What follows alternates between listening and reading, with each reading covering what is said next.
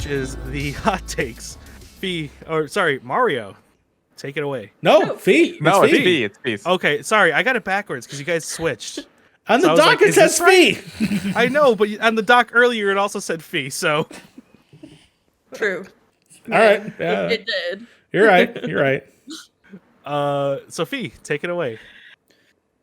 Yeah, so our hot take from this week is from the good old Reddit, but I actually 100% agree with it, so I'm taking it for myself. Thank you, Reddit. It is about the fact that people put too much weight on the length of games as its if it's a value, dollars per hour. And concise game shouldn't be knocked solely on that factor alone.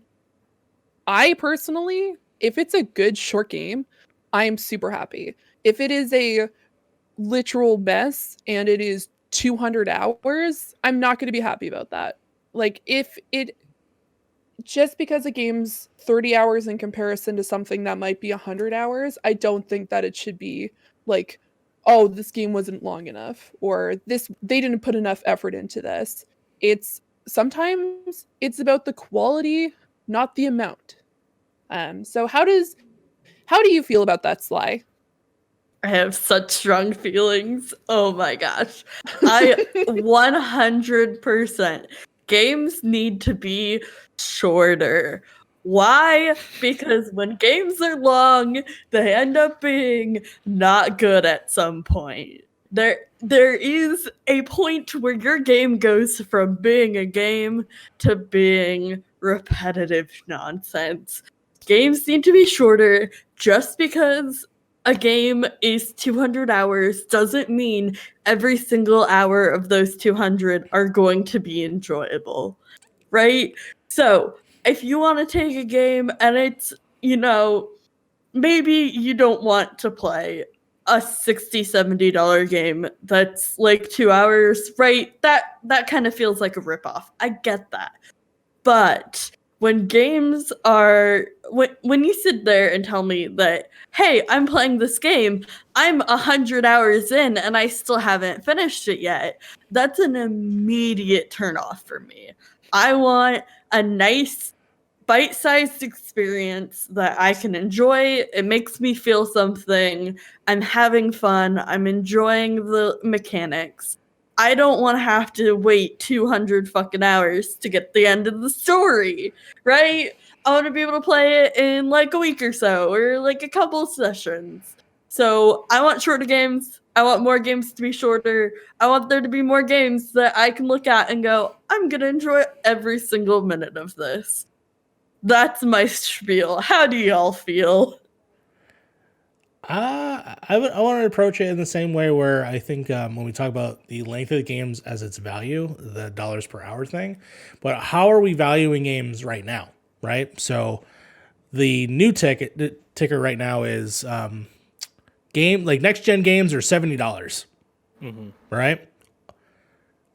All games are $60 or $70. Like that is like the main thing if you're going to be on this console. Yeah. However, we have indie games that often go for less, so usually $15, $20. Do you feel like there's a discrepancy on in terms of like the value of like in those games? Because I feel like you can find like a $20 game that actually gives you like the same amount of hours as the $60 titles.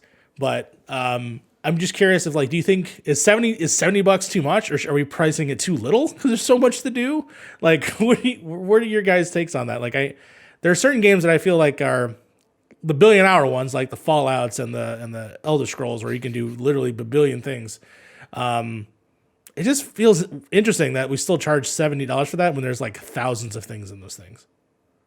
I don't know. Does anybody have any idea if I defer my weird thought that I just had? You're saying that because a game is $70, like you're saying there's so much in the game, should it be more than $70? Yes. Right? Because you see other games that have a little bit less, and they're that price as well, right? Yes.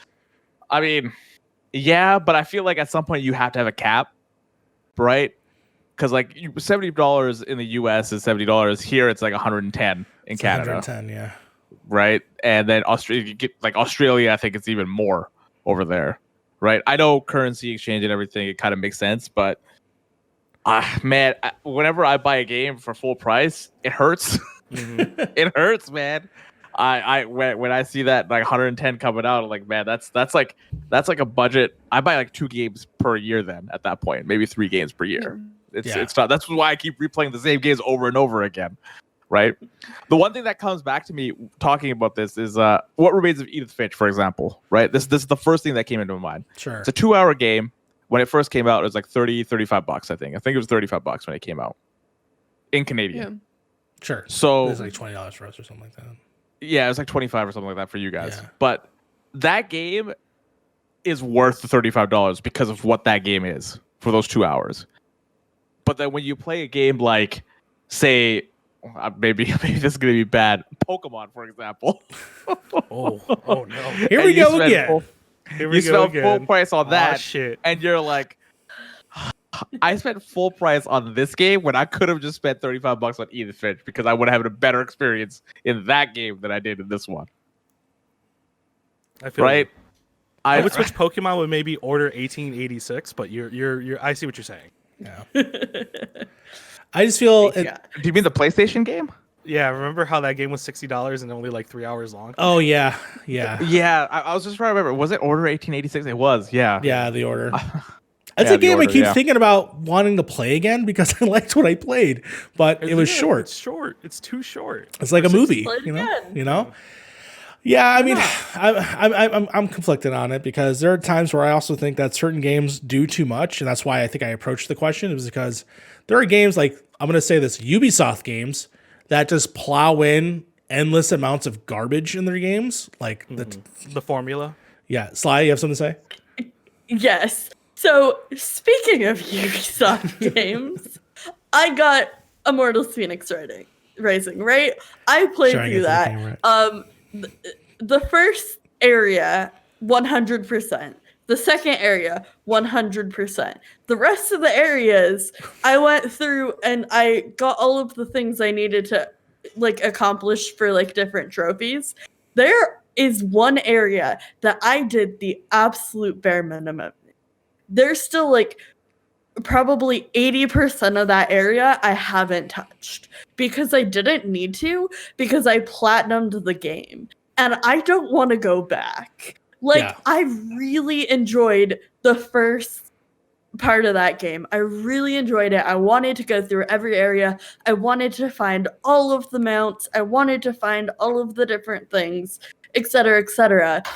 But at some point, I just stopped caring, and I did, all of the like goals, all of the benchmarks that they're trying to encourage you to do, I did.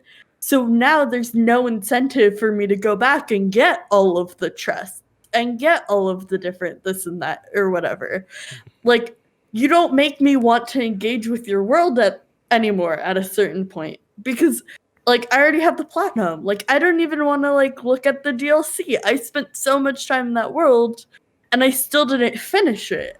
At least in my opinion. Like, I feel like there's so much left, but there's no incentive for me to go through that game anymore.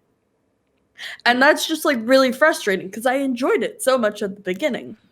I did want to see every single thing. And then it just, like, it got to be too much. There's too much shit, not enough gold. Yeah, I just feel like certain games like that, like specifically what you're saying, you just get overstuffed with things that I think are resources that they could have used, maybe improving other aspects of the core game to make the core game better. If it's via animation or making sure things don't clip into the world in certain ways, or any bugs. Like, I just feel like these games are just like the world in Assassin's Creed Valhalla is just too big. It's too big. Too many things to do in it. And it's like too much stuff. God, if I wanted to only play Assassin's Creed games, I would have enough time to just play just Assassin's Creed to make it to the other one, because it will take me 5 years to finish.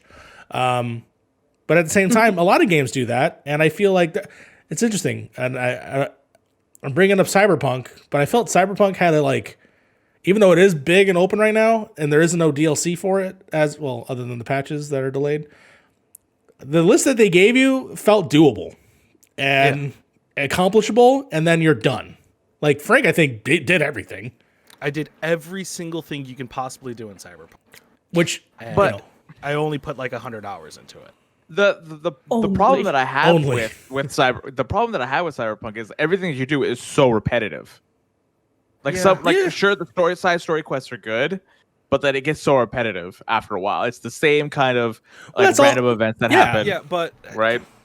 and And at the same, I had the same problem with like Assassin's Creed Odyssey. I haven't played Valhalla, but Odyssey, got through about 60 hours of that game, 70 hours of that game, and I had to drop it. I was like, I can't do this anymore. Like this is too much.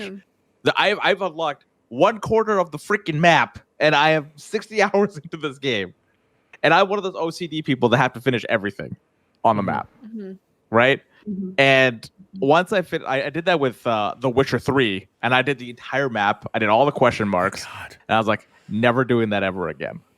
Never do that ever again. Because I did the same thing with Zelda.